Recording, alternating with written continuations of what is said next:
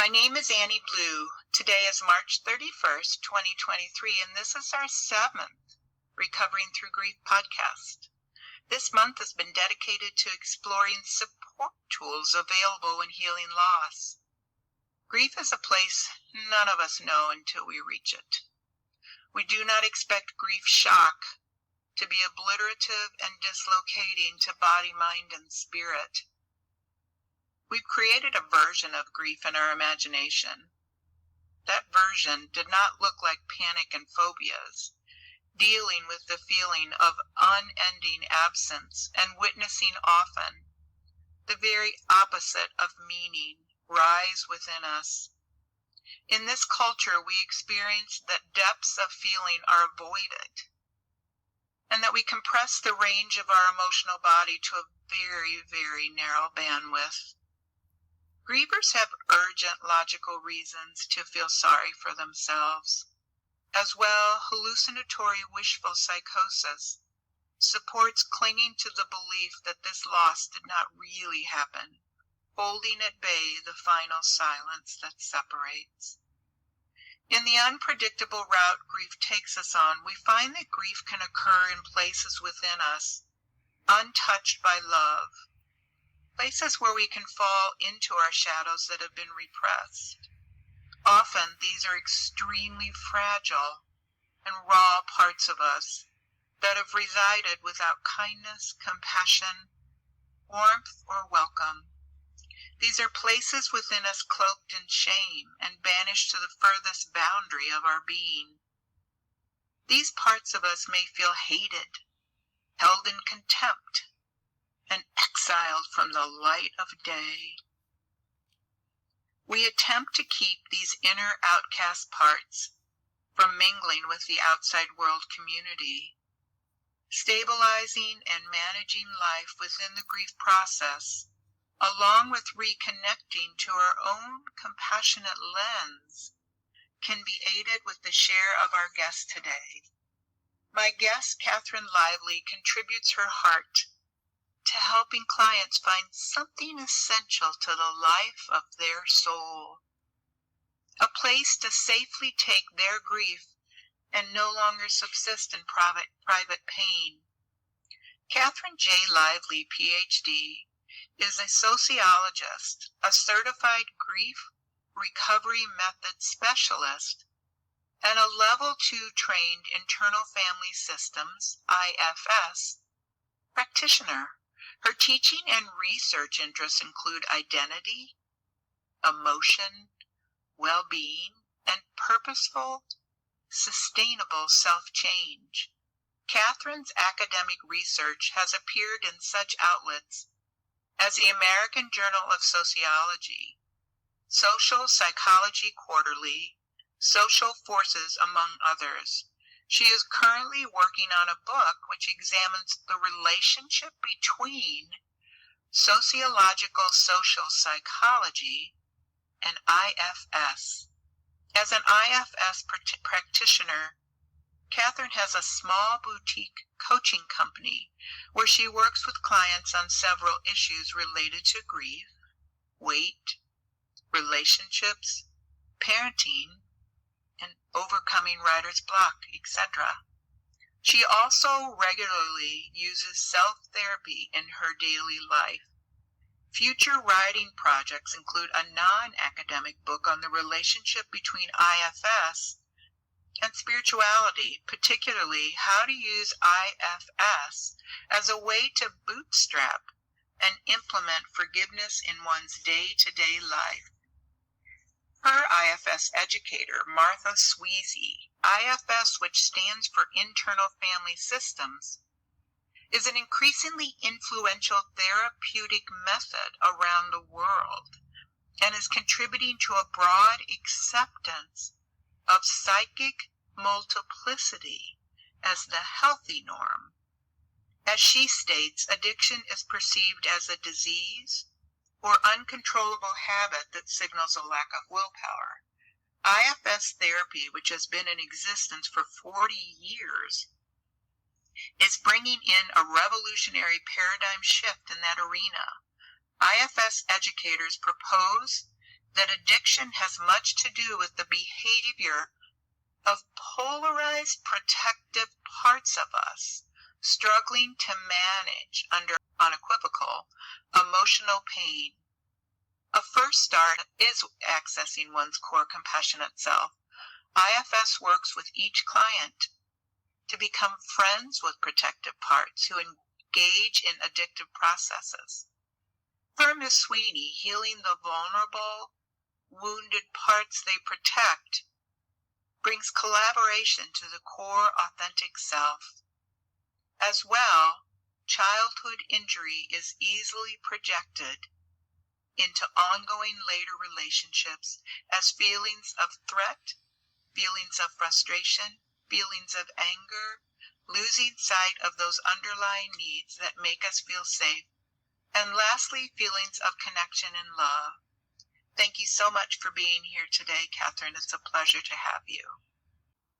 Thank you so much. And I want to point out that the quote that you brought in by Martha Sweezy about addiction is that so much of what our addictive parts want to do is soothe our emotions.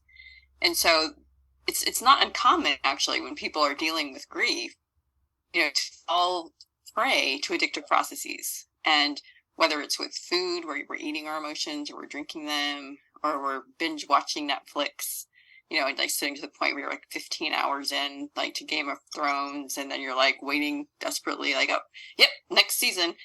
And so again, these are all, grief is such a complex topic, and it's just such a mixed bag of emotions that it really does sort of bring out some of what we would call our firefighters. And those are the ones that rush in to try to smother the pain. So even though we don't normally think about addiction as related to grief, it's actually quite common for people who have a tendency towards addiction to fall into them during times of grief because the pain could just be too much. It totally makes sense, and I'm not surprised to hear that is one of the options that they choose just to survive the rawness of where they are. So what first led you to internal family systems work? I must admit, it was a personal psychic crisis in my own life. And I had heard about IFS several years ago, actually as part of an online recovery program for food addicts. And so I was aware of the concept. I had practiced a little bit. I'm trained in neuro-linguistic programming, and so there's a lot of sort of similar insights in these two methodologies. So I was definitely aware of parts work. I had done some soul retrieval and some shamanic programs about 10 years ago, which is, again, IFS draws from shamanic traditions as well. And so, again, it was in the air for me. But it wasn't until I went through a process that really was very grief-producing to me, and that I actually sought out an IFS practitioner. And the first thing that we did, honestly, was the grief recovery method, which is which I also became certified in. And the reason is that these two things are very similar. Both processes assume that we're multiplex individuals, that it's not just one way of being, and both processes give voice to all of these different parts of us. And so one of the things that you mentioned about grief is, sort of described as no one can prepare us for it. And part of the reason nobody can prepare us for it is everyone's wrong about what it is. Like, if you ask people what grief is, then, it's like, oh, you must be so sad, you must be devastated, you must be. Well, you might be pissed. Mm-hmm. You might be relieved. You might be guilty. You might be mad at yourself because you're guilty, because you're relieved. You might have hated that person. You might have had a lot of things to say. You might have been like wishing that you could have been recognized, by them the way you wanted to be before they died. And or before you lost your job or whatever. And so the thing is that both processes, IFS and GRM, both recognize that grief is not linear. There are multiple perspectives on the event, whether it's the death of a loved one or the loss of a relationship or the loss of a job, the loss of a pet. It's just whatever. So we just have to acknowledge that grief straight out of the gate comes, it's like a big mess of emotions. Mm-hmm. And some of them are more acceptable by society than others. You know, when you say, oh, your mom just died. I'm so sorry. My mom died a year ago. I know exactly what you feel like. What if their response is, no, you don't? Like, I hated my mother. Like, we actually don't know. And so we don't know what other people are feeling, but we try to put everyone in a box. So one of the things that's really good about GRM and IFS is it allows you to unpack the box and to give voice to all of the parts that have been involved in whatever the grief producing event was. And so I started with the GRM, and we took a lot of stuff off the top. And then I proceeded to work with this woman weekly for about a year. Wow. On IFS. And, you know, of course, as things healed, other things came up. Because, you know, as you were pointing out, is what often grief does is it provides a huge rupture within our psyche, depending on what the loss was. All of a sudden, the way we thought our life was going to go, it's not going that way anymore.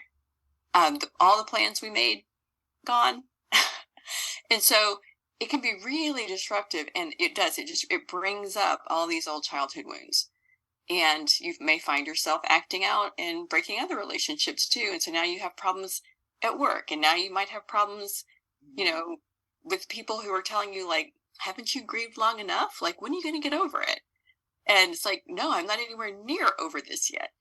And so, so both of these processes together are ways that allow all of the voices inside of you to be heard. And so that's how I came into it. And then I'm a professor and I'm a geek. And so what do professors and geeks do when they get really interested in something? They decide to learn more about it.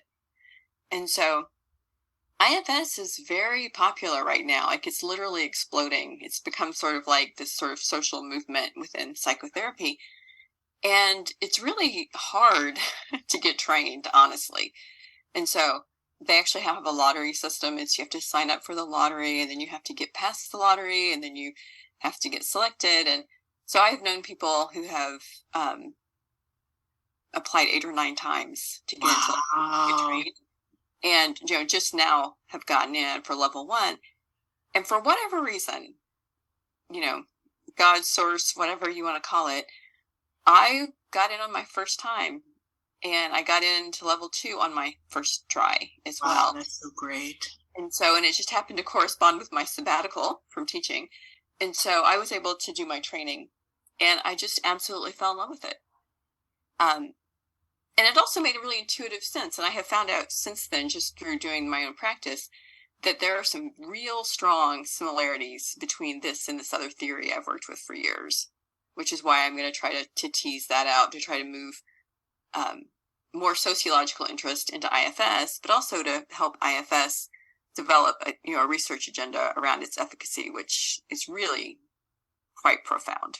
And pertinent right now at this time. So to give our audience a clearer comprehension, can you elaborate how subpersonalities or fragments of everyone's psyche relate to each other like members of a family? Yeah, so IFS was developed by Richard Schwartz, and he literally was a family systems therapist. And so, he would, and he was very much against going in the internal world. Like, he didn't care about looking in. He was all about, if we can just change these relationships between family members out here, then we can solve these problems. But what he found that they could change the relationships and, change the buy-in and the agreements within the external families, but it wasn't necessarily changing the eating disordered behavior of his clients or the cutting behavior or whatever it was that they were doing. And so he gave in. He didn't want to ask what was going on in their internal world because that wasn't his focus. And he just simply asked, what's going on? And his clients would say, well, there's a part of me, who wants to eat, and there's a part of me who wants to restrict. And he immediately thought, oh my God, is my client sicker than I thought? Are they DID? Or and but he realized that more and more of his clients were using language like this. And so he finally started talking to the parts and like, well, what does this part say to you when they want you to eat? And so they say, they tell me why I deserve it. And today was really hard.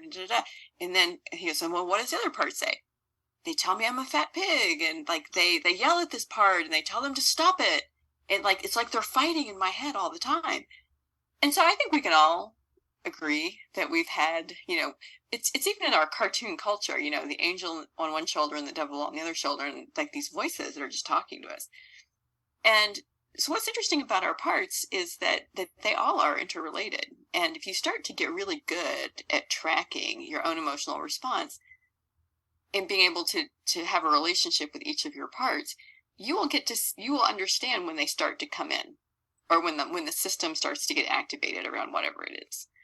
And so for example, you might have had a really hard day at work. Your people pleaser part was out, but it had not actually gone really well. You're trying to make everyone happy.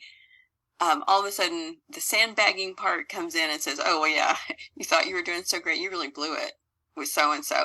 And then your critic comes in on top of that. And all of a sudden, it's like, you're an idiot. How could you possibly be so stupid? Da, da, da, da.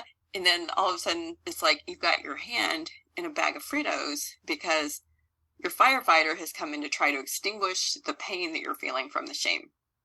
And so all these systems are built up to protect these wounded exiles that are all underneath the system. And so all of these parts have, they've developed for a reason. They've developed around to protect those wounded parts of ourselves that you talked about in the introduction from feeling the pain or being reactivated again. So unfortunately, what happens is that sometimes these systems that build up around the wound actually, in a weird way, in a very sort of adolescent way, inadvertently bring about the things that they're trying to protect against. And so they're often not they work really, really hard, our parts, but they're not, once they're activated and polarized, but they're not necessarily that effective. Now, that said, we do have a lot of parts who run our system and our lives. They are unburdened. They are not polarized. And they're the ones who woke you up this morning. They're the ones that, had you send me the link on time. They're the ones that got you dressed. They're the ones that made sure you had, breakfast or coffee this morning when you woke up. And so those are also parts. And, and they run our lives and we don't notice.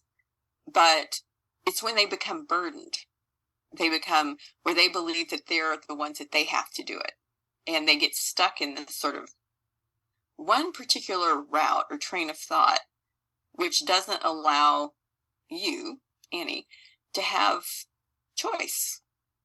It's like where you just get paralyzed because a part has just completely taken over your brain. And they're running the show for you. Totally makes sense. So the IFS recognizes 3 distinct categories of parts: the managers and the firefighters or inner protectors, and the exiles that carry the extreme feelings and trauma that the other parts are working to protect and care for to the best of their abilities. Yet in my experience, it is almost as if exiles are in waiting for the field of divine love and safety that will enable the compassionate true self-essence to be present, almost as if they have a knowing inside their heart that it is there, but the timing matters. When this occurs, the inherent wisdom and divine gift of the pain and trauma can begin to be integrated. This is when I have witnessed grievers write a book detailing their experience and or create grief ritual ceremonial healing to serve other grievers. Within all you are learning with the IFS process, can you share the role of exiles within soul fragmentation and compartmentalization and how the age factors in?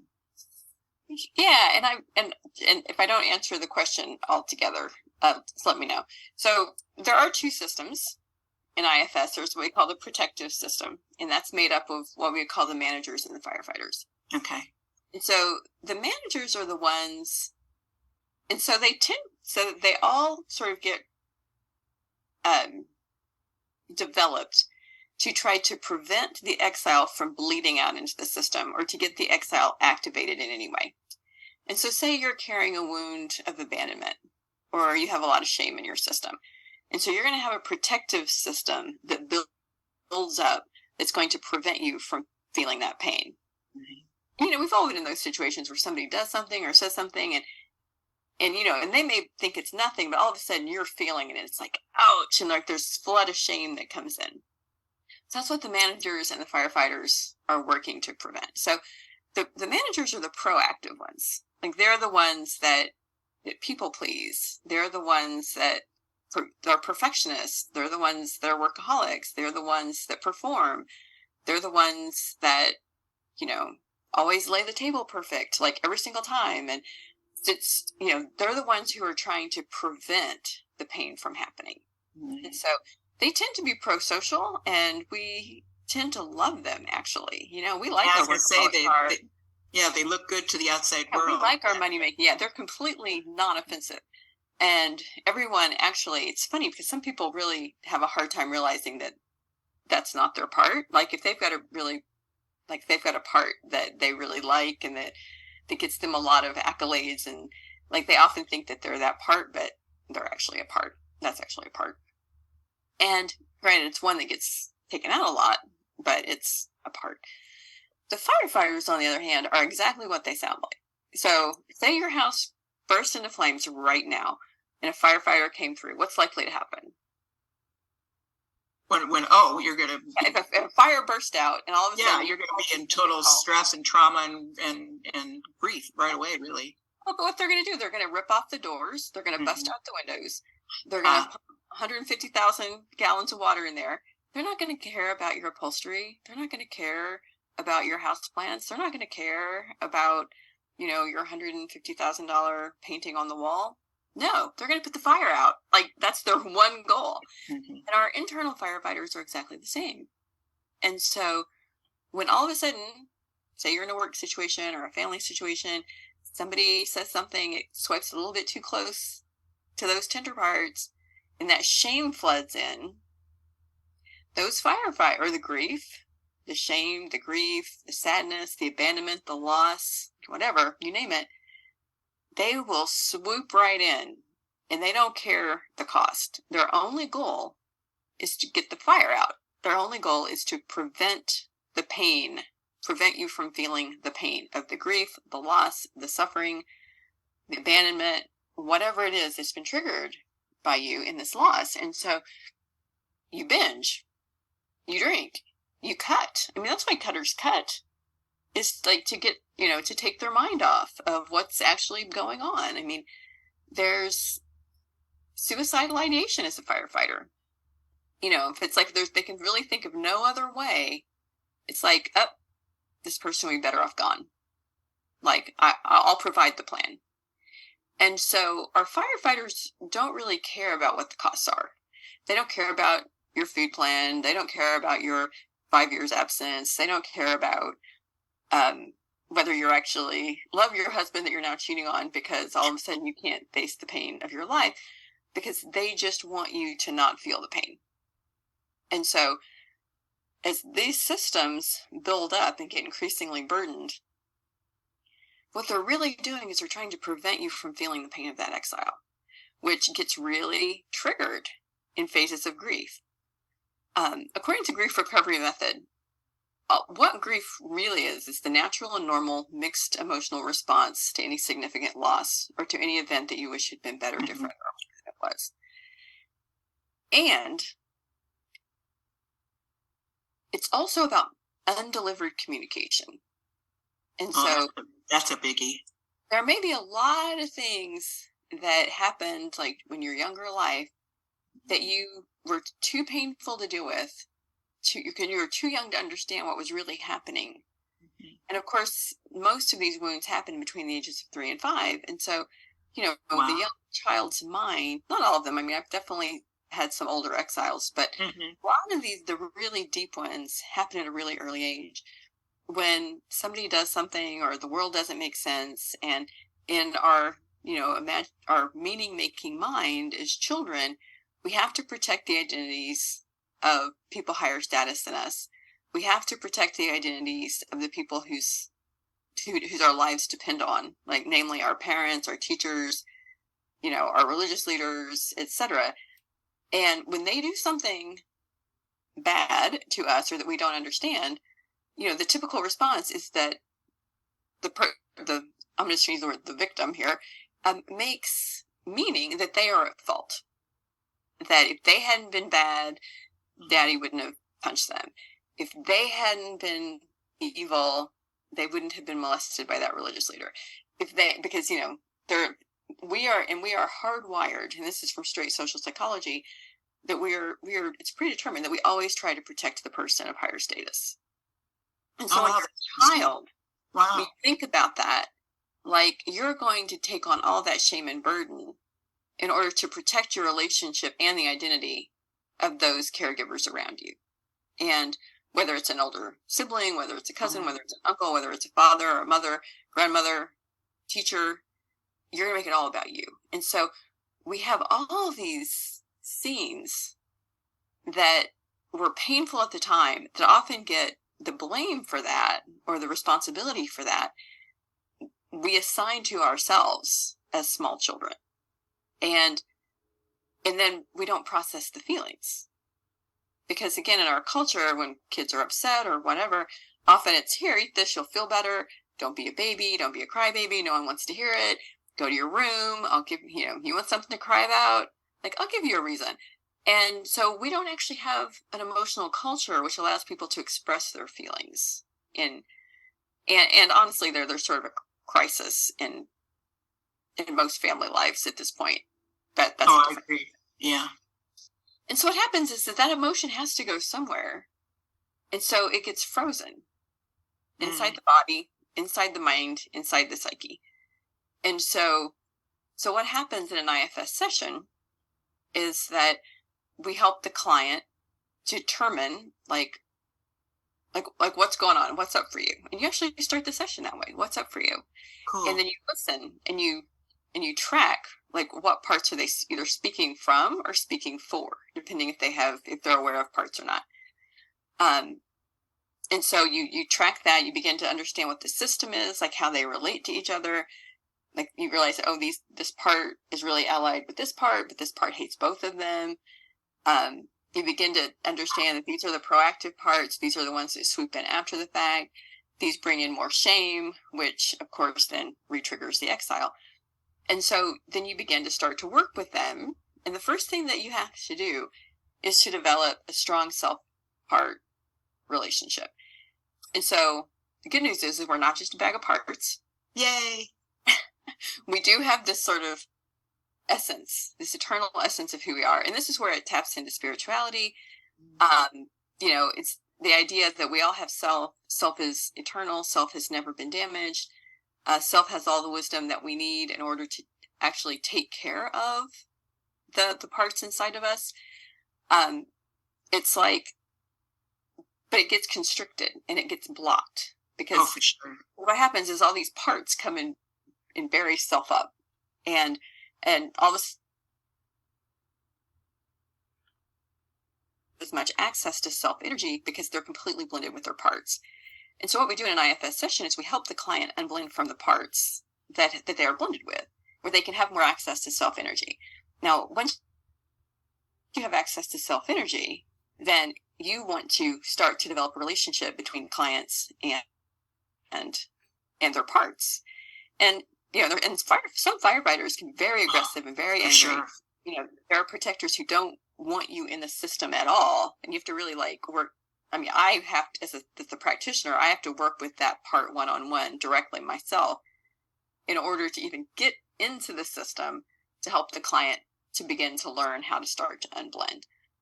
Once the client has requisite self-energy, usually that is what starts to change the system. Once the parts recognize, oh, that's cell? I thought you were still 8. Because they're stuck in time. Like all of these parts of us get stuck in time. Mm-hmm. And so we end up doing a lot of updating of our parts to let them understand that this person is now an adult. They're not 8 years old anymore. They have a ton more resources than they used to have. And the reason we spend so much time with the protective system is that the parts get to set the pace of the recovery. Oh, that's great. Because if you go too fast or too far, you're likely to get snapback or pushback from the system. And so you've got to really work to relax the protectors and the firefighters and make sure that, you're not taking sides, the client's not taking sides between them.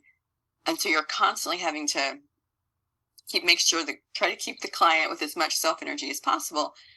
And then eventually, with enough trust built into the system, one of the managers will take the client into their past, into their memories. And it literally, when it happens, it like almost runs like a movie. And, wow. And when I say like a movie, sometimes it's visual, but sometimes it's sensory, sometimes it's auditory, or sometimes it's just, they just know. Like they just know what's happening because they're experiencing it in the body. And then in a safer container, the adult client gets to relive the experience. And from their adult perspective with the requisite self-energy, it's easier for them to then process it because it's not first of all, they've already survived it. I always tell my clients, you've already survived your worst day. Yes. And it's going to look quite different through the eyes of your 54-year-old eyes as opposed to the eyes of a 3.5-year-old. Exactly. And so they can be very charged. And so I've talked a lot about self-energy, and self-energy is, you can consider it as both a particle and a wave.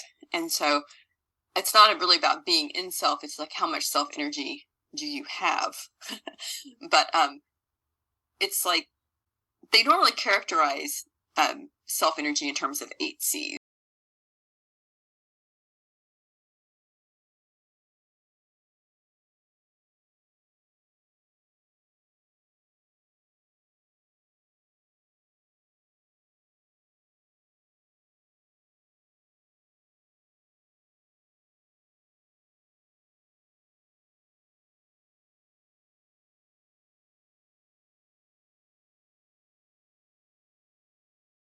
All these really wonderful C words, basically. And so, and most people at the very least can get a little bit curious, like, but if you've got a client, you're like, I hate that critic. And it's like, and so you have to say, okay, ask the part of you who hates the critic if they would be willing to sit next to you on the couch, and you can help people learn how to separate from these parts of themselves. And then you say, can you be a little curious about the critic? Like, and if the person says, yeah, I am curious about why they're so vicious all the time. Well, that's good enough. Like, you can start with curiosity.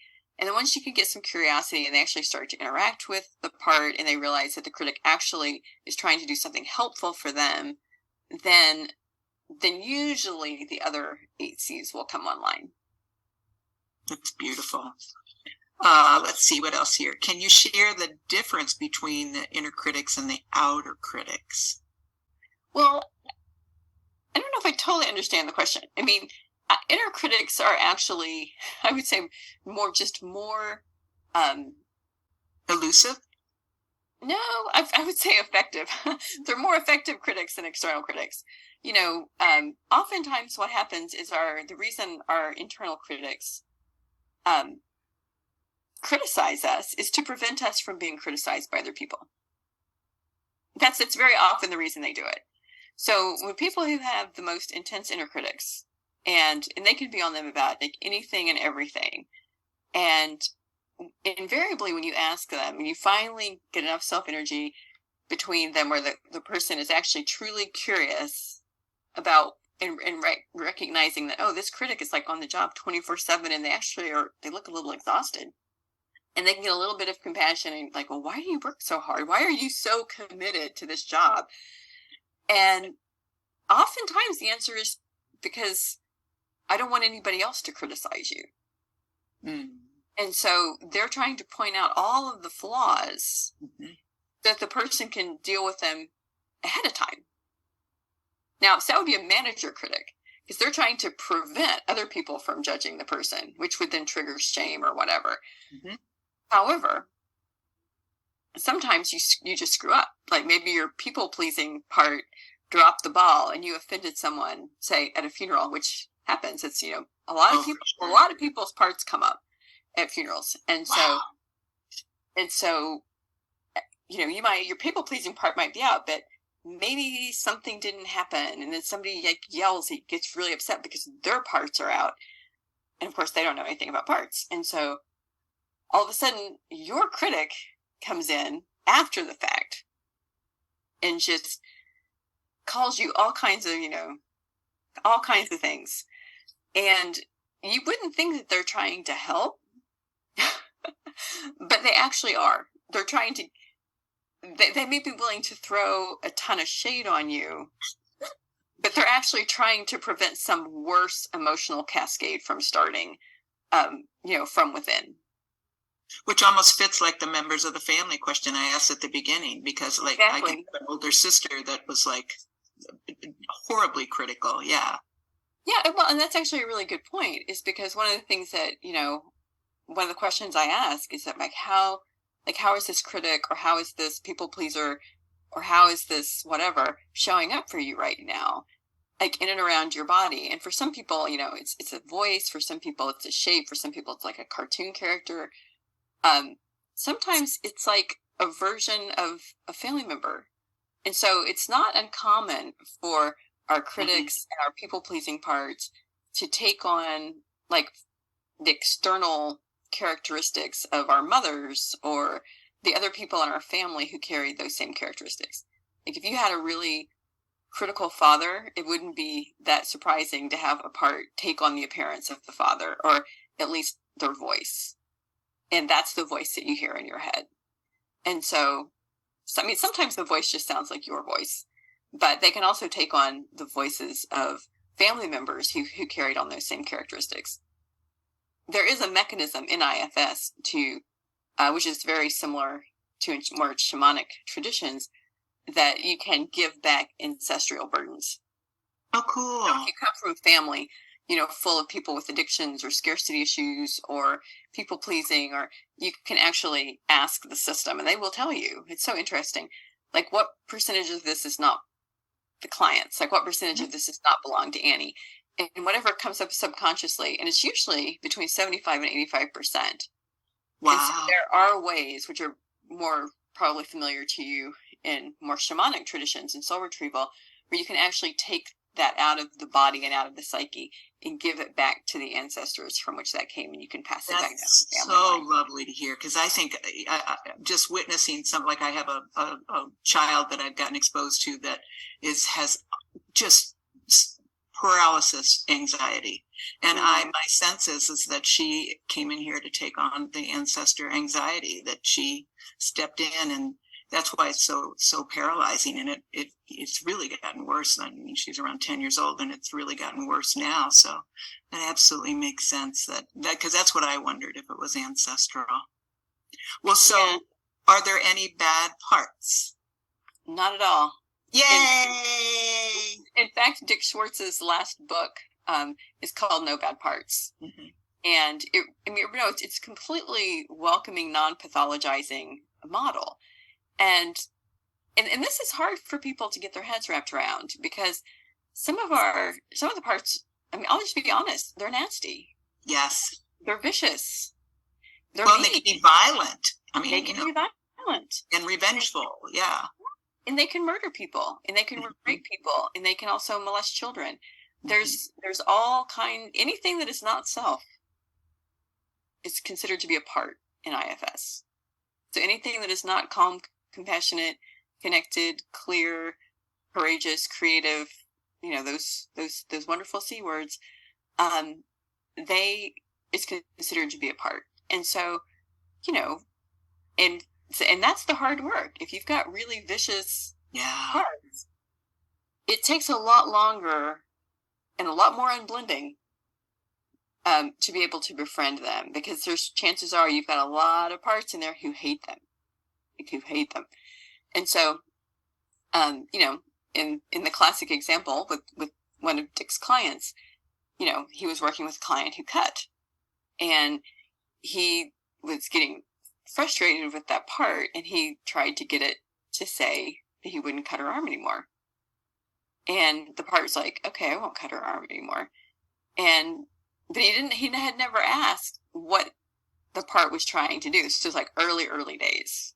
And this is when Dick was first developing the model. Bless his heart. When she came back the next week, she had a huge gash across her face. I bet. I so bet.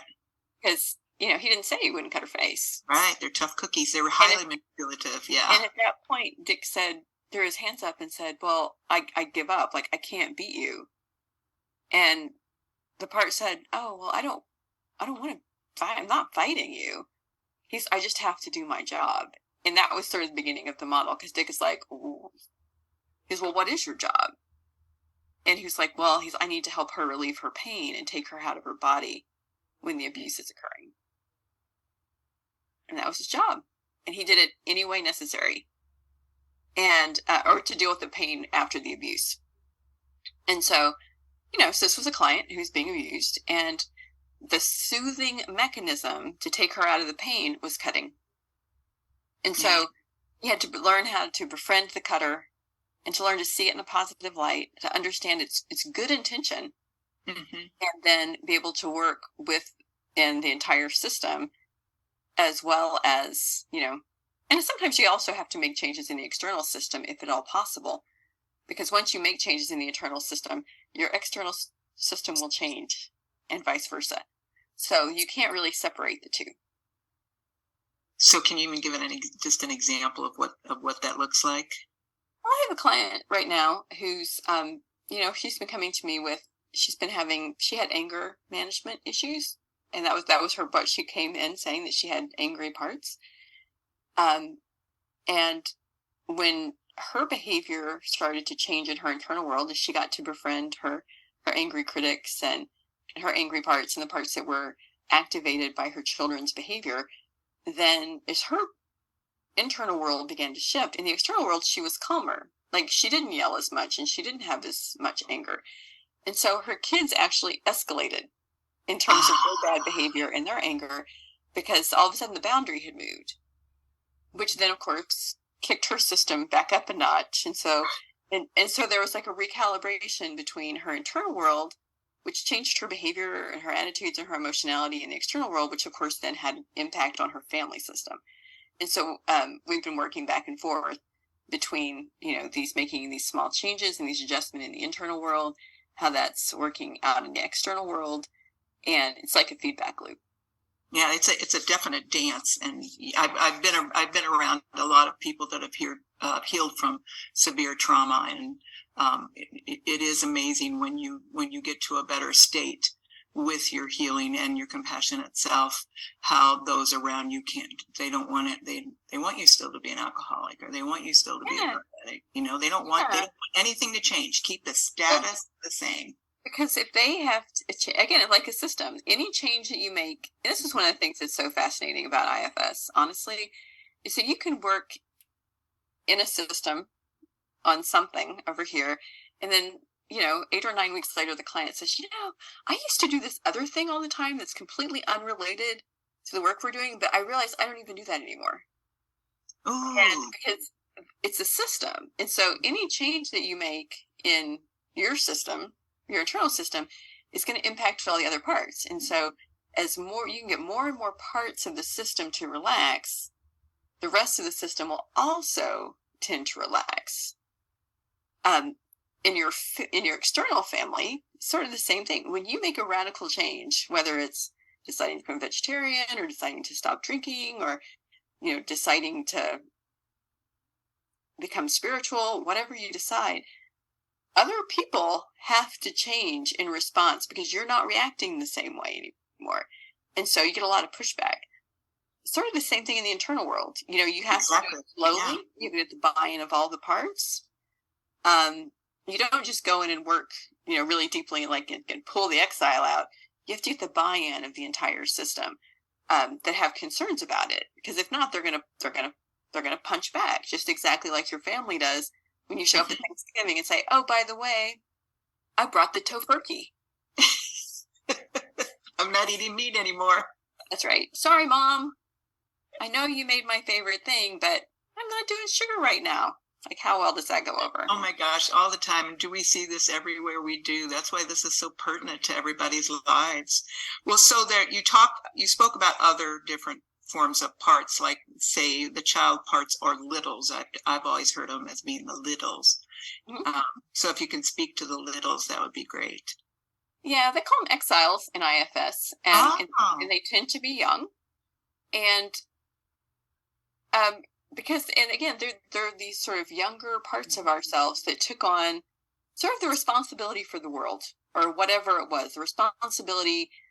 And so, you talk about, you probably know people in your life who feel responsible for absolutely everything. Yes. So chances are they have an exile somewhere that carries the burden of a responsibility. And they learned that at a really early age, or they perceived that at a really early age. Just based on the environment in which they found themselves.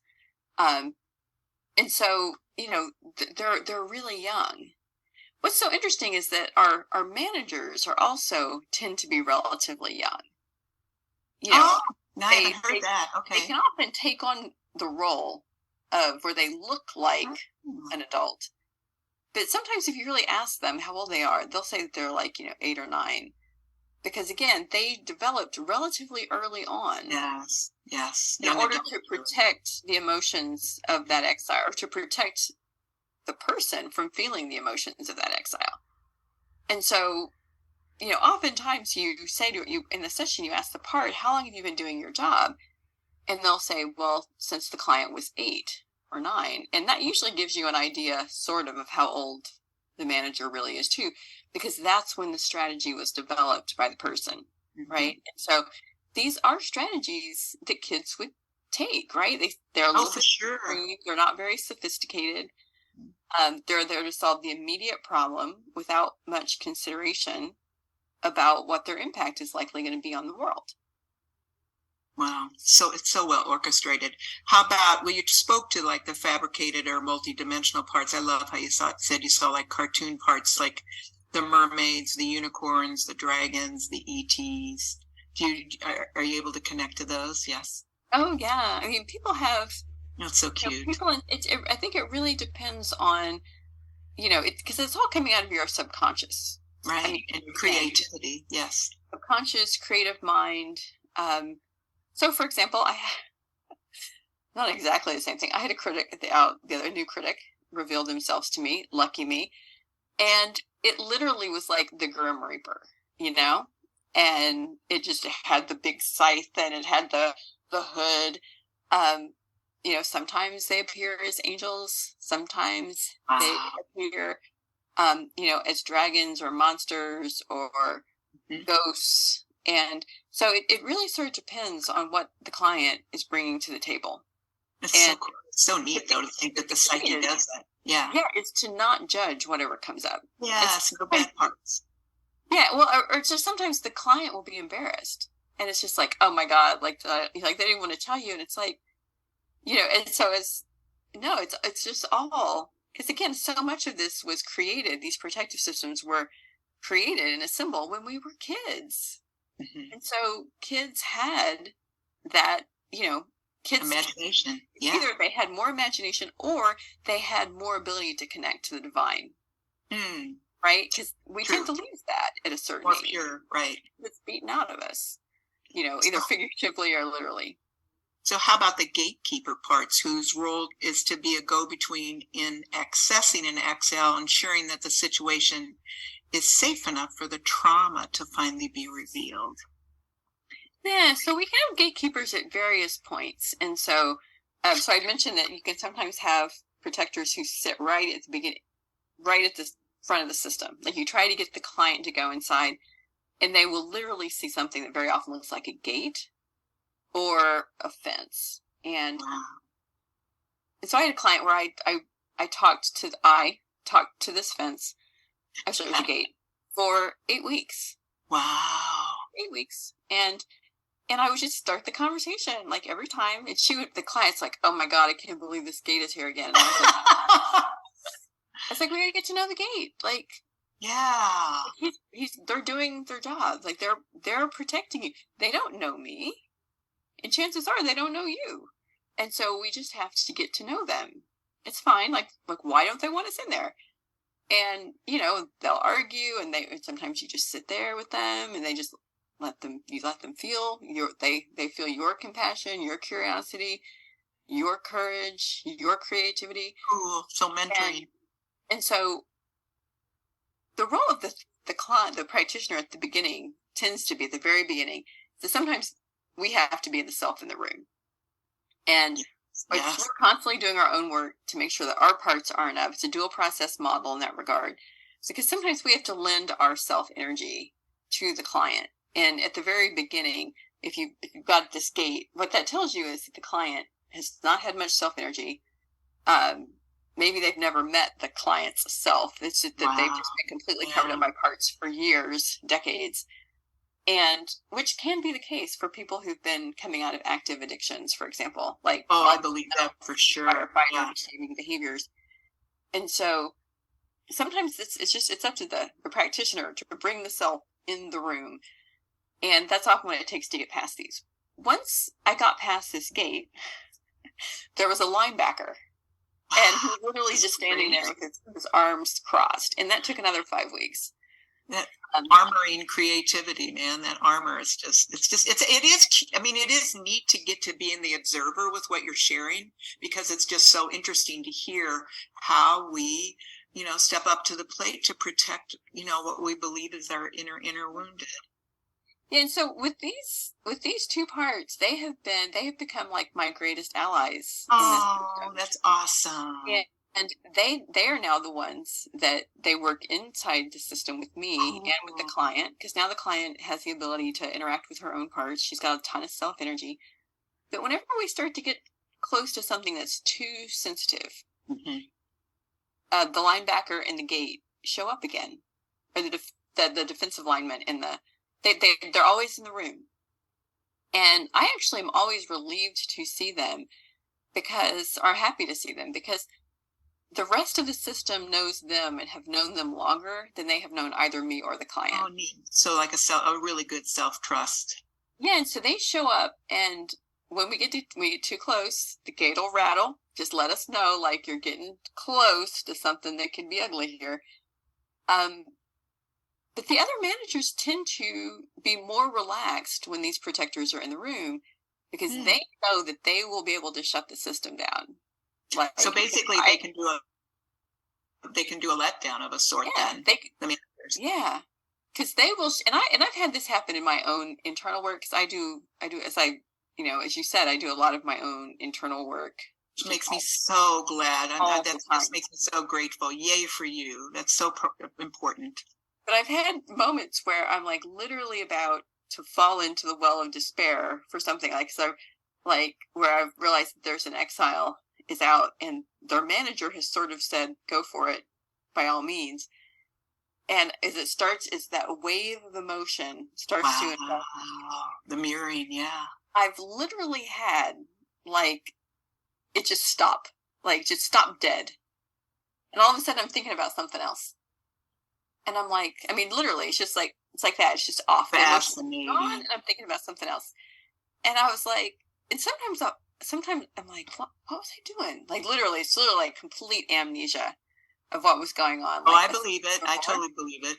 We call those obfuscator parts. And so, and when I realized, I'm like, oh, I just got taken out by an obfuscator part or protector part. And so then I have to say, okay, obfuscator part or protector part, I know you're worried about this. Mm-hmm. I know you're trying to protect me, but I think I've got it. Can you just let me try? And if it gets to be too much for me, you can take me out, I promise. And then send them some of my self-energy. And then usually they will open back up and let me go ahead and do the unburdening. But one night it happened twice. That one took me out, and then when I had the exile, and the exile was just really grieving, just crying, and it was coming through. I was processing the emotions through her simultaneously. This protective part, I didn't blend it in so smoothly with me. Wow, coming and baffling. That I And how I caught it was all of a sudden I was trying to stush the baby. I was trying to tell the baby, it's okay, it's okay. And I was like, and as the baby started to like get comforted, I was like, wait a minute, like self-asserted herself and got that part to unblend, because you don't actually, self would never try to just soothe the baby and make it be quiet. Self wants to hear it all. Yes. Self yes. is courageous, and self is compassionate, and self heart opening. Yeah. Mm-hmm. And so the question for self is always, what else do I need to know? Because when you're in an unburdening, you have to get it all. Yeah. You have to experience everything. Yeah. Or you risk the likelihood that exile will get unburdened, will get reburdened again at a later date. Cover it back up that fast. So I decided to get that protector part. It's like, I totally get it that you're trying to protect me. You're trying to protect this exile, and you've done this for a long time. And I am so close. Like, I need to understand what she went through. And I got the part to step back, and I could like literally see her like sort of peel off to the side in my mind. And then all of a sudden that emotion was just like another flood, and another 10 or 15 minutes of processing, of letting that emotion go. So it's like, it really feels like being a private investigator of a sort. I mean, but also being so tuned into somebody else's energy. Bless your heart for that. Yeah, it's really, and you get better with it at time, and you get better with tracking your own energy. I mean, over time as well. I mean, it is a practice, Annie. I try to tell my clients and myself on the days that, I'm not as tuned in as I need to be, is that, yeah, we all have parts. Yes, we're all going to be flooded. Yes, no one sits in self energy like 24/7 other than Christ and Buddha. No, and you actually wouldn't want that, because self has no agenda. So you wouldn't actually get moved through the world. Mm-hmm. I mean, our parts are our humanity. And so, but sometimes one is going to do something or say something in a way that you're like, oh my God, I wish they wouldn't have said or done that. And practice. And so just like with meditation, like I tell people, it's a matter of noticing, like how quickly can you notice that you're blended with the part, and that you don't feel like you have any choice but to react the way that you're reacting. Like if you've ever been asked, when you're so angry or whatever, and you just can't stop talking, that's a good sign that you're flooded or you're overly blended. It's I love really looking at it that way. I've done tons of parts work, but I have never looked at it as being so, I used to call it switching all the time. That was the word I used a lot, where I would switch from one to another, but really to understand the immersion of the blending and how that's really what's coming through. And I think that the fundamental idea that IFS is different than other forms of parts work is that they assume that self is always present. Yay, the innocent. Always present. Yay. It may, and it's completely undamaged by anything that's ever happened to you. And it's just, it's very similar to, the idea about, like in most spiritual texts, or including the Course in Miracles, is that, the Christ consciousness and our inner knowing and our spiritual self is there. Like it is there. We often, and nothing can ever happen to it. Like our eternal essence is untouchable. Right. No matter what happens to us, no matter who did what to us, no matter what we've done. And it's just a matter of peeling back, in this case, or getting the parts to unblend so that the client can actually experience their essence. Yes. Clients can experience their essence, or that the parts can experience their essence, so that they will relax and let self lead more of the time. That's beautiful. Well, so is it possible for parts to feel anger and to simultaneously feel responsible? Oh, yeah, absolutely. Absolutely. I mean, what's so sad, and what I think is really sad, is what you begin to find out is the more you interact with your parts, and why it's easier than you might think to even feel compassion for the ones who are the most heinous of your managers, is that most of them hate their jobs. Like they don't feel like they have any other choice. Yeah, it's the bad guy role. It's like a critical parent of a sort, but no, I've had so many clients' parts and my own parts say, like, no, like I hate this job. Like, Aw. I'm the only one who'll do it. Like, everybody else, and everybody hates me. Like, I know Yes. they hate me. I know you hate me. But, like, what am I going to do? Like, they don't see that they have a choice. And so, one of the things that you do during IFS is you sort of get to act as hope merchant a little bit. Oh, cool. At this part who's super burdened, who's working 24/7, they feel completely unappreciated. All the other parts hate them. And like they're the black sheep in the family, right? Totally. Yes. but their role is essential to the system. Mm-hmm. And so because what they're doing is they're protecting the client from feeling that pain that's underneath, because they just know, or they believe that the client's not going to be able to handle it because they weren't when they were 3. And so you have to really work with this part, and that includes updating about what the current circumstances are. That includes just building the relationship of trust between self and the part. And then you have to be able to say to the part, and believe it, yourself as a practitioner and yourself as the client, what if there was another way? What if I could help the one that you're protecting? Because you'll ask, like, is there another one that you're protecting?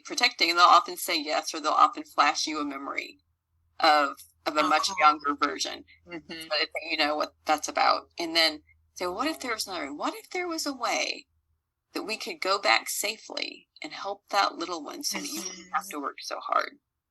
And we literally call that hope merchanting. And see, that's the part I love, because I'm just so impressed with the ideas and imagination that comes through with that compassionate self that comes in, and the ideas they think of to speak, like, especially if it's exiles that are really young, and to speak to get them to really take it in and embrace, the goodness of what they're bringing forward to care for them. Yeah, it's actually funny. The first, 6 steps where you actually work, which you can repeat many, many, many times, depending on how many protective parts come up. I bet. Those are really scripted. I mean, it's really straight.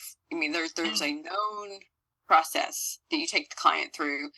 And, it's not, sometimes you loop back, or you have to start over, and it's fine, but it's very scripted. I mean, there's specific questions that, have been known to work. But then once you get to the exile, and the client has enough self-energy to interact with the exile, as a practitioner, all I do at that point, for the most part, is just add my own self-energy to the situation. Because the client knows what to do. I agree. Self always knows what to do. I agree. And I always say to them, it's like, once you have to let the exile see self, they need to understand what the relationship is there, that they're an older version of them that has come back to help. And then you go through a process of witnessing. But for the most part, once people are in self, they know what to do, because self naturally knows how to heal all parts of the system. I love that. And the person, and like only you, Annie, would know what your part needed to hear at that moment, because you were there. Like, and you always say, ask the part what it needs from you, or tell the part what you think it needs to hear from you, because you know. I love it. There. Well, and to witness the beauty of that self-nurturing and self-compassion, that's like just so lovely, that I think so many are missing, in our world. We don't have very many good models. No. How to be compassionate, but let alone how to be self-compassionate. And part of the reason I think that prevents us from, whether it's being compassionate with ourselves or forgiving ourselves, is just because of the amount of shame that gets built up around it. And so being able to get those parts that carry the shame, or that are protecting against the shame, to relax so that we can actually process it, is a good part of the work. That's awesome. Well, I'm really, really glad to hear that this therapeutic process is amplifying out there in the way that it is, because I think it's going to be amazing in how much it's going to help our world, for everybody to get to access this kind of data. I wanted to give some examples of protectors, because it's out of the IFS Skills Training Manual. The Internal Family Systems is what it's called. And I just think it's interesting to see all the different ones. Compliant protectors, anxious protectors, disassociative protectors, appearance protectors, somatizing protectors, intimacy protectors, food protectors, mood altering protectors, mindfulness protectors, sex addict protectors, power broker protectors, success protectors, keep a low profile protectors, exiled angry protectors, religious protectors, political protectors, self-harm protectors, suicide protectors, revenge protectors, exercise protectors, electric gadget protectors, intellectual protectors, entertainment protectors, and humor protectors. So this is fascinating and such a telling list that, of course, there are more. Is there anything more you want to add about protected parts after I just think they're so fascinating to share those. Yeah, well, first of all, I just looked it up. So I'm just going to give you the 8 C's because it's been my perfectionist parts are like, you should have been prepared for this. So I just decided to look those up. Darling. So it's clarity, courage, curiosity, compassion, creativity, connected, confidence, and calm. So those are the 8 C's. So anything that is not those things are parts. So what a great template. So none of the things that you listed there have to do with much of any of those things. And so, our food parts use food to soothe us from the pain or to distract us. Or we might have foodie parts, who spend hours watching all the Food Networks and working on recipes and that's how they, and they have to bring the perfect Boston cream pie and if they don't, like if something were to happen to it, like if her husband were to drop it on the sidewalk, like all of a sudden that part just loses their shit because they were supposed to bring the perfect pie. Because this part has learned that that's how you show love, right? Yes. And so, so our parts can use and do use anything in order to protect us. We have the parts who get really, really activated around, like particularly in the United States right now, we have a very polarized political climate. We have parts that completely just flipped the bit on anybody who, voted for the other candidate, whoever that other candidate might be. It doesn't matter.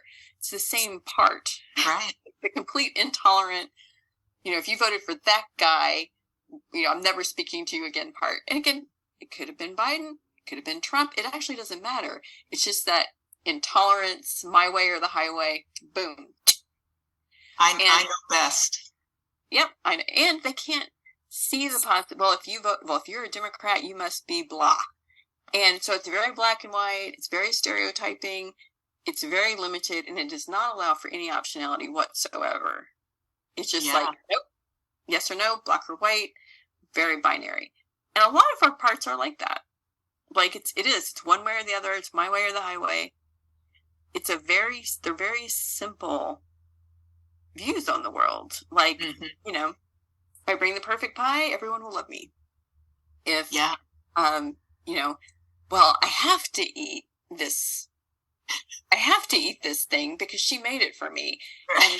And I can't possibly hurt her feelings,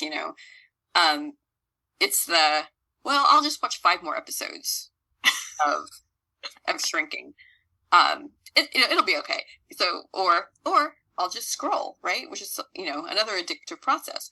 I'll just be scrolling all the time. And why do we scroll? It's not actually to get all that information. It's to stop thinking about work or to prevent us from having to engage with our kids who make us feel inadequate. We do it for all kinds of protective reasons. Oh, for sure. Well, so I'm going to go back to the recovering from grief, which you tapped into this already, but I understand, and this is a part speaking that it saddens me what people go through when they're in grief and they're so hypersensitive, where all their neurons are turned on. So they'll receive dismissive responses from those who believe they mean well during the recovery process, such as, be thankful you have another child when they've just lost a child. I mean, just some of these things that people say. So how can the IFS therapeutic process support the stability of the internal parts process amidst these responses by people that mean well? I just to a minute when you're in that initial stages of grief, and to try and come up with some sort of etiquette type response. It's too much. It's too much energy. Yeah, I want to speak to the first thing you said about like these really insensitive comments that I would imagine that all of your viewers or listeners have both been on the receiving end of and quite possibly have said sure. themselves. Sure. And so our society socializes us. This is my sociologist hat and my GRM hat coming on. Yeah. My GRM parts and my sociology parts. It's, there are all these social norms where we're trying to get people to recover. And honestly, I think it's about just getting people back into capitalism, says my sociology part. The thing is that other people don't necessarily know what to do or say. Either they don't actually want to think too much about what you're going through, or the risk that it's going to trigger any of their own unresolved grief or their own feelings of inadequacy or embarrassment or shame or those things. So they often meet us with intellectualizations. Mm-hmm. It's true. I could have another kid. And that is true. It's absolutely 100% true. Yes. Not meeting me where I am. Right. Time heals all wounds. Really? Well, how do you know? Like, not if you don't do anything. It doesn't. It's like, well, it's okay. There are plenty of fish in the sea. Like, she wasn't really worth it. Like, yes, there are plenty of fish in but I might have actually been attached to that particular fish. And so it doesn't meet us where we are emotionally because most people just don't have that capacity. From an IFS perspective, those when those parts of ourselves who are really grieving and really upset and abandoned and fearful and regretful and all the things that can happen as results of grief, what those younger parts of us really want is a relationship with self. And so if we become less reliant on what other people say and what other people are able to offer us when we're able to care for and take care of and nurture ourselves. And so, and we want to be able, and we can heal ourselves as well. But, I just was working with someone who had lost a parent, like within the last week. And there was a ton of parts, just from all, And one of the things, and so we spent a lot of time just helping her realize that she can unblend from the sadness. And we don't want to exile it again, but like, can you just if we can get all the parts who are mad at the people who've said those things, who are worried about the funeral preparations, who are, pissed at the church, mad at the sister who didn't show up on time, like, who's feeling guilty because their last moments weren't exactly what they should have been. Yes. So first of all, you can help all of those parts who are telling you that you did it wrong, you should have done it differently, you would have really wanted it another way. God, I hate that. Like, God, I wish they'd have picked a different church. Like, I really don't want to see the body. Oh, but I have to go in and see the body because it's expected of me. And like, what would people think if I didn't go see the body? And so there's all that cacophony going on. Oh, yes. Sadness. And so you help the client realize that those are parts. That is not them. That is not them. Mm-hmm. And then you help them to unblend one by one with these parts. Yeah. You find out where are they coming up in your body? Like, how are you feeling it? What's the voice? What's the sensation? What is the image? And one by one, you can ask the part, and the parts know how to do this, like just to swing out in front. And what do you notice about them? And then, ask them what they're here to tell you. And you hear from them. You listen to them one by one, and then you ask them to take a seat at the table. And beautiful. You get them all out in front of you. And then what happens is then they actually can feel the sadness that all of these parts are activated to prevent. Yay. And you can help them to stay in self enough to just be with that part that's sad. Mm-hmm. Which is so yeah. And you can ask the part, and you can teach people how to do this. Again, it's like sort of using NLP. If you ask the part, like, can you just, like, I really need to hear you right now and I want to experience this, but it's a little overwhelming. And can you turn it down just a tiny bit? Like, not in terms of the content, but just in terms of the volume. Yay. I really want to be here with you. And just sit there and start to process those feelings without all of this other noise that has been built up in order to try to prevent you.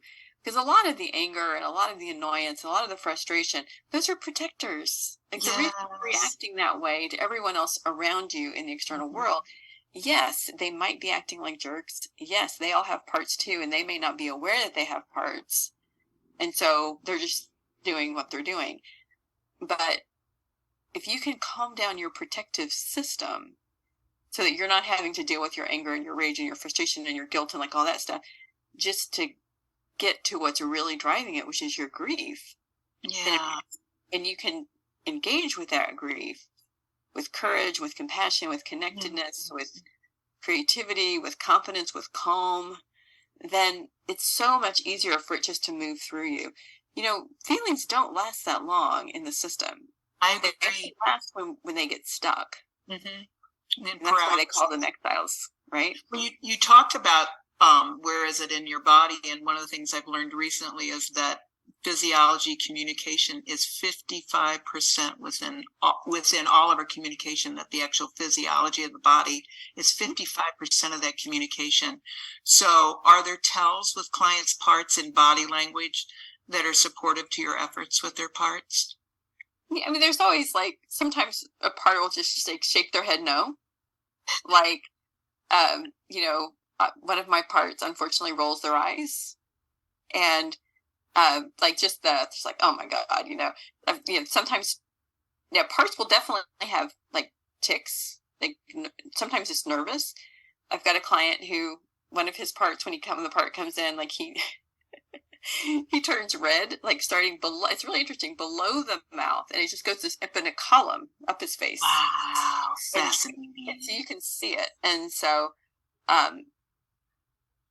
yeah, you can. There are certain physical tells, but sometimes it's just a matter of what you really want is to get. The reason you focus so much on the somatics of it is you're trying to teach the client that when your critic is up, you feel it in your shoulder or wherever it is that you feel it. Oh, that's cool. That makes total sense. Because that helps them realize quicker that they're actually maybe blended with that part, or that they're about to become blended with the critic, or with the distracting part, or the one who's trying to, who's really trying to go get you to open that, third bottle of wine. So and of course, then there are behavioral tics, like real behavioral tics, like definitely. Exercise and drinking and eating and shopping and all those things. That's what the part does. I used to work with women ex-offenders and stealing. Just the ones that had an addiction to the thrill of the steal without getting caught. Yeah, they have it down to a science. Well, so. Have you encountered other, besides the compassionate self, the truly innocent divine self within us all? Do you also encounter other spiritual parts that support that part? I think that the more time you spend in self, and it's really interesting in the book, No Bad Parts, towards the end, Dick talks about that he actually, believes that self is like, learning to be more self is like the pathway to higher consciousness. And it's true. Like, when you're in self, you feel connected. Like, it feels different. The air feels different around you. The alignments, the true alignments I would say connected to your heart, really, truly more to your heart and less in your mind, actually. Yeah, but your intuition is much stronger. Mm-hmm. You just know there's a greater sense of when you're in self. It's like your intuition is stronger. Your but it's just you just have to you're just getting all those parts of your brain off. So there is that. I don't know if that answers your question. No, it totally does. It's definitely part of the model. Like, spirituality is becoming more and more. Yay. And also people are taking this model and applying it using, ancestral medicine, shamanism, soul retrieval, like all kinds of new applications of the model, because it's simple, even though it's really powerful. Keywords I hear is sovereignty out there. Everybody talks about sovereignty, which to me is the same idea as your creator source essence part. So we'll go ahead and do some closing here. Then the free fall of grief can be immensely fearful. The fear of being bottomless, of having no place to stand, no container to hold onto, is present within the emotional body. It is easy with this journey of life to redefine our happiness, sorrow, and needs and sensuality as a reason for our self-hostility. In our unconscious quest to be included, we segregate our wholeness into outcast fragments and parts. This IFS therapeutic process is an optimum tool for finding our way back to our worthiness rather than our wounded selves, to choose self-compassion versus contempt, and to choose the gifts of sharing and transparency with those we trust and feel safe. And that is one of the things that I would say is the most that I've gained from doing the parts work, is really getting in touch more with my transparency and allowing myself to be all aspects of myself. Part of that is when I use the word part a lot, but part of that is because when we learn to speak for our parts instead of from our parts, if you're in a conversation in the external world and your partner has done something that's activated a part of you to be really angry, it's very different to say, part of me is really angry with you right now. Like a part of me feels really hurt by what you said. Yes. Very different. And so you can express more of yourself in the real world. I love it. And you can accept more of yourself because that's not all of you. That's just part of you. And so that when we heal these parts of ourselves, both either in terms of unburdening the managers and getting them to relax, or healing the exiles, our parts they're not just fragments, they're fully formed subpersonalities. And so they have gifts, they have talents, they have opinions. And when you can free them up from their burdened roles or from where they're stuck in the past, they bring their gifts back with them. And those gifts also get reintegrated into the system. Yes. And so I had this massive unburdening, and it involved an exile that was about in third grade. So I was a little bit older than, so it was about 8.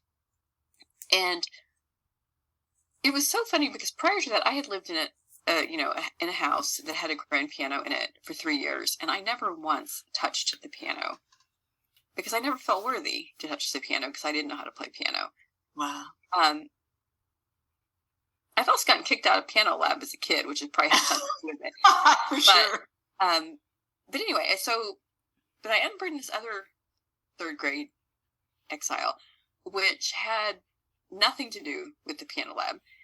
And the very next day, I got up and I said to my husband, it's like, can you show me how to turn on the synthesizer? Because now we're in a different house and we have like a cheap synthesizer. And he said, you want me to turn on the synthesizer? I was like, yeah, I do. And I sat down and I started playing piano. Wow, that's beautiful. And I was like, oh my God. And I could feel that little child inside of me who had always longed to play the piano. And I was like, oh my God. I was like, you were the one who held that. You brought that back into my life. You were the one that was holding my love of music. Well, and I look at humans, I think we're master creators. So we have the amount of gifts and abilities and capacity we have is unlimited. So it's just so nice to know that we can bring all of that back online and just, more and more whole as we go along. One of the things that I witnessed with all the parts work I did for many, many years because of the trauma I've gone through, it wasn't until actually, believe it or not, in the last year when I went to a certain energy worker and I wasn't in the lower half of my body. I still was not in my body. I mean, it I mean, that speaking of a good, gatekeeper, as far as I'm concerned, because my body had. That's so those somatic gatekeepers, like some parts of your body are not safe to inhabit, so they won't let you. Which totally makes sense. So a beautiful question. Let's see here. The IFS therapeutic process is an optimum tool for finding our way back to our worthiness, as you've heard today in a beautiful way. Thank you so much. Rather than our wounded selves, to choose self-compassion versus contempt, and to choose the gifts of sharing and transparency. Okay, with those we trust and feel safe. So I did say that. A beautiful question to ask yourself after hearing about this remarkable therapeutic process is life happening to you or for you? What creates an extraordinary quality of life? How can you become stronger in all and every way to support love's highest purpose through you, with grief as your teacher? Thank you ever so much, Kathryn, for detailing this incredible therapy that I'm so grateful that we brought this forward today, that has established its legacy of efficiency and effectiveness in treating a variety of mental health and loss issues. And thank you so much for your supreme courage in teaching others how to directly address their self, to incorporate healthy, self-soothing activities into their lives, to reconnect to their inner courage, bravery, passion, and self-confidence, and to once again enjoy socializing in the external world, and also to playing a piano. So I usually finish with a tarot reading. Are you up for having a 3-card? That would be great. One of the things that came online for me is the love for tarot once I had been doing parts work for about a year. Isn't that great? And that's how we met, which is I wouldn't have met you without it. Okay, so here it is. The question that came up for you was in the arena of courage. I pulled 3 cards assessing where you were in the past with your courage, where you presently are, and where you are heading in the future in terms of your courage. I just want to point out that courage is one of the 8 C's. Oh yeah, it is. It is. Yeah. Oh, I totally missed that when I put them hopefully together. I've gotten a little bit better. Yeah, and well, what's so neat about it is this came up intuitively to be the question that I asked on your behalf. So I'm using a Divining with the Dragons deck, because I believe your dragon energy is so empowered within you, which, can be left up to everyone's interpretation of what I mean by dragon energy. But so the first card that came up for your past was the Diamond Dragon. This card represents a dragon of deep earth, representing appreciation, clarity, and reflection. Diamonds are looked upon as the purest gem, the epitome of the best, the highest, the clearest. In the past, you have been releasing your occlusions and faults, shifting beyond to your diamond perfection. The Diamond Dragon shows you have tapped more into your true, authentic self. Through releasing the occlusions and faults, traumas, and lessons, you are now better able to appreciate your true gifts. The Black Dragon came up for your present time. The Black Dragon is a dragon of the earth plane and signifies your power. They are timely in stepping in when we are ready to deep dive to unearth those raw secrets we have buried so deep to be forgotten, as you've been discussing today. Through bringing them up and out, you will now step into your power by tapping into how you have abused your power and run away, been afraid of it, and been afraid of others wielding it against you. The Black Dragon knocks on your door to push through your fear with the Black Dragon's assistance. And then lastly, so perfect. I just have to say, I know, I felt it. It was like, oh my gosh, this is, that's why I love doing these at the end of the interviews, because it just feels like there's such an alignment, a divine alignment, and pertinence to what comes forward for people. So I was so excited. I was bated breath for the future. Yeah, well, this one's really fun. It's the Vermilion Dragon. Oh, I like Vermilion. I know this. Oh, this is fun. This is so good. This dragon signifies your firepower, dynamism, and magnetism. As you already know on some level, these are the source of your creative energy, and mastering your creative energy as a human being. This dragon is showing you your deeply loving power and unconditional love. Deep within your fire chamber resides your fierce protectiveness, your fierce loyalty, and your fierce loving. Amidst all you have uncovered through your IFS work, you still need to stoke the fire within that connects to your heart space and breathing within that heart space now daily. As you connect to this deeper core within you, you will find your dynamic creativity and power like your own sun that will magnetize your incredible reflections of your higher diamond aspects of yourself. First, you must be it.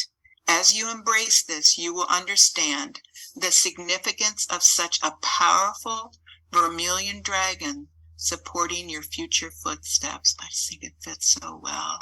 That is so uplifting. Can you send that to me? Oh, totally. Would be glad to. And I'll send you the pictures of the cards too, because that's Thank you so much. Yeah. You're welcome. So blessings to you for bringing this information forward to the grief community. And I am very grateful for everything that they can glean through this. And I hope to me, it's something that needs to be listened to over and over repeatedly, because there's just so much of a transmission here that can be supportive to people. And I know that you're pretty busy with everything that's on your plate. So what you had shared with me was not only your own self, but that you can give me a directory of other IFS practitioners too, that people can tap into if you're too busy for them to reach and work with. Correct? Yeah. Yes, I can. And I also have some recommended folks that Perfect. That I often refer clients to when I'm too busy. Yeah, that would be my preference, actually, in narrowing that down to where you can really go with the ones that you truly want to refer to, and that's beautiful. So thank you very, very much. I'm in great appreciation for your dedication and service to humanity in the way that you're bringing this forward. And it's going to be exciting to see where you go from here, because, with these dragons and the dragon energy that you're exemplifying right now, to me, your unlimited potential is going to be tapped in a much greater way. So thank you. Wow. Thank you. Thank you, sweet soul. So have a blessed day. Thank you. All righty. Well, bye. Bye.